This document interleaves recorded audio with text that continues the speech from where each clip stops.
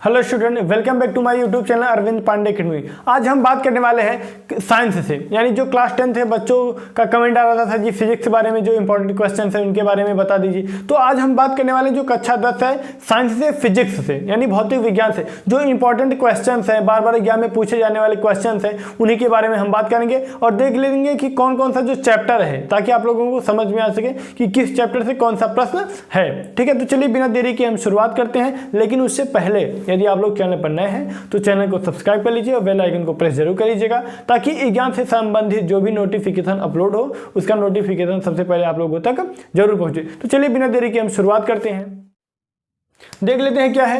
यानी class 10 science, यानी science में हम फिजिक्स से बात करने वाले हैं, ठीक, 2023 एग्जाम के लिए। इस वीडियो को देखने के बाद आप लोगों का 25 नंबर पक्का हो जाएगा। इस वीडियो को देखने के बाद आप लोगों का 25 नंबर पक्का हो जाएगा, ये गारंटी मैं लेता हूं। ठीक, अब क्या है, यानी जो चैप्टर क्या क्या है, प्रकाश का परावर्तन तथा अपवर्तन, इस चैप्टर से हम बात करेंगे। उसके बाद है मानव नेत्र तथा रंग बिरंगा संसार, इस चैप्टर के इंपॉर्टेंट क्वेश्चंस के बारे में हम बात करेंगे। उसके बाद विद्युत से बात करेंगे। उसके बाद विद्युत धारा के चुंबकीय प्रभाव जो है उनके जो इनसे संबंधित हैं, ठीक, यानी विद्युत और विद्युत धारा के चुंबकीय प्रभाव से संबंधित जो टॉपिक्स हैं उनके बारे में हम बात करेंगे। तो चलिए बिना देरी के हम शुरुआत करते हैं। अब हम बात करेंगे पहले चैप्टर से जो इंपॉर्टेंट क्वेश्चंस हैं वो क्या क्या हैं।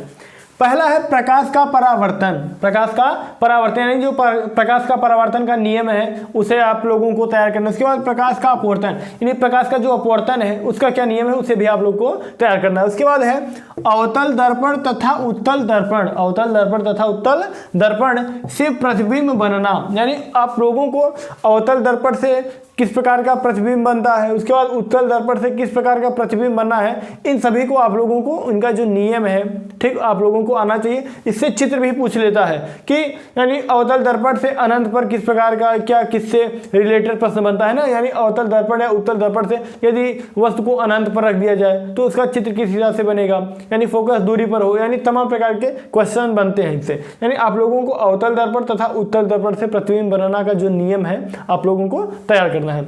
उसके बाद है लेंस से प्रतिबिंब का निर्माण, यानी लेंस से प्रतिबिंब का निर्माण किस प्रकार से होता है आप लोगों को इस टॉपिक को भी तैयार करना है। उसके बाद है लेंस की क्षमता, यानी लेंस की जो क्षमता होती है क्या होता है, लेंस की जो क्षमता होती है आप लोगों को उसे तैयार करना है। ये रहा पार्ट एक से इतना ही क्वेश्चन। इतना यदि आप लोग तैयार कर लेंगे तो इससे बाहर कोई भी प्रश्न नहीं आएगा। तो आप लोग इसका स्क्रीनशॉट ले लीजिए। उसके बाद हम अगले पार्ट की तरफ बढ़ते हैं। अब मानव नेत्र से जो इंपॉर्टेंट क्वेश्चंस हैं हम उन्हें देख लेते हैं। आप लोगों को तैयार क्या करना है, निकट दृष्टि दोष एवं निवारण, यानी जो निकट दृष्टि दोष होता है और उसका निवारण क्या है उसे आप लोगों को तैयार करना है। उसके बाद है दूर दृष्टि दोष एवं निवारण, यानी दूर दृष्टि दोष क्या होता है, निकट दृष्टि दोष क्या होता है, यानी इसका निवारण किस प्रकार से किया जाता है आप लोगों को इसे तैयार करना है।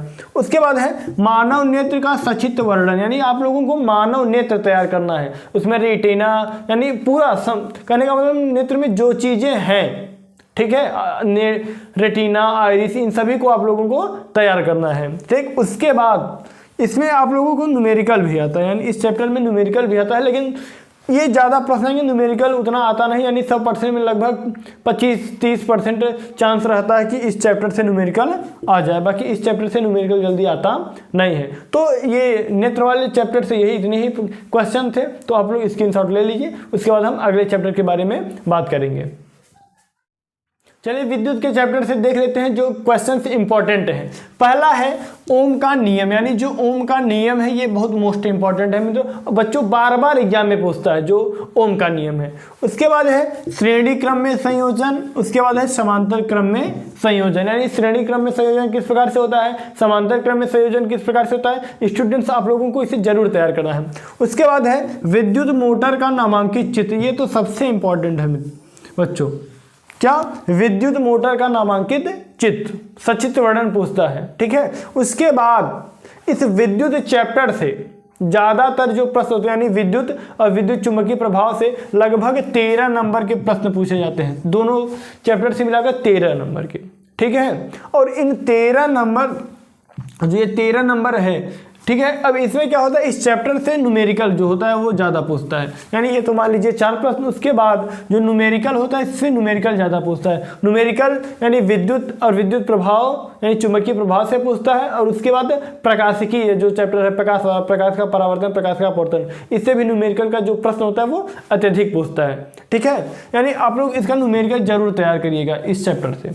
ठीक, तो इस चैप्टर का यही इंपॉर्टेंट क्वेश्चन है, तो आप लोग इसका स्क्रीनशॉट ले लीजिए। उसके बाद हम आगे बढ़ते हैं। आखिरी चैप्टर से क्या क्या इंपॉर्टेंट क्वेश्चंस हैं उन्हें देख लेते हैं, जो बहुत इंपॉर्टेंट है और बार बार एग्जाम में पूछा जाने वाला प्रश्न है। क्या है, चुंबकीय बल रेखाएं। ठीक, चुंबकीय बल रेखाएं आप लोगों को इस टॉपिक को तैयार करना है। उसके बाद है वैद्युत जनित। इस बार जो एग्जाम हुआ 22 वाला, इसमें लगभग 6 पेपरों में यह आया था, तो 6 पेपरों के कोड में यह आया गया था। क्या, वैद्युत जनित जो था 6 पेपर के कोड में आया था बच्चों, आप लोगों को इसे तैयार करना है।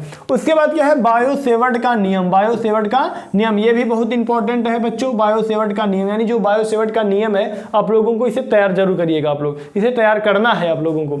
उसके बाद है विद्युत मोटर, ये मोस्ट इंपॉर्टेंट है, मोस्ट इंपॉर्टेंट क्वेश्चन है ये, आप लोग इसे तैयार जरूर करिएगा। बिना तैयार किए आप लोगों को चैन नहीं आना चाहिए, ये बात ध्यान दीजिएगा। उसके बाद है फ्लेमिंग के दाएं और बाएं हाथ का नियम। फ्लेमिंग के दाएं और बाएं हाथ का नियम, यदि आप लोग इतना फिजिक्स में तैयार कर लेते हैं जितना आप लोगों को बताया गया, तो मैं दावा करता हूं आप लोग 25 में 25 नंबर पूरा पाएंगे। 25 में 25 नंबर पूरा पाएंगे आप लोगों को, उसमें कोई भी कुछ भी नहीं काट सकेगा। केवल आप लोग जितना बताया गया उसका न्यूमेरिकल से लेकर ये जो नियम है, आप लोगों का इतना कॉन्सेप्ट क्लियर रहना चाहिए। यदि इनमें कोई भी दिक्कत हो कि किसी ऐसा कोई कॉन्सेप्ट हो जो आप लोगों को समझ में ना आ रहा हो, तो आप लोग बताइएगा, उसके लिए एक अलग से वीडियो बना दिया जाएगा। तो आप लोग इसे जरूर से जरूर तैयार करिएगा और अपने मित्रों के पास, दोस्तों के पास शेयर जरूर करिएगा, ताकि उन्हें भी इसके बारे में पता चल सके, वो भी तैयार कर सके। चलिए आप लोगों से मिलेंगे किसी अगले वीडियो में, तब तक के लिए जय हिंद, वंदे मातरम।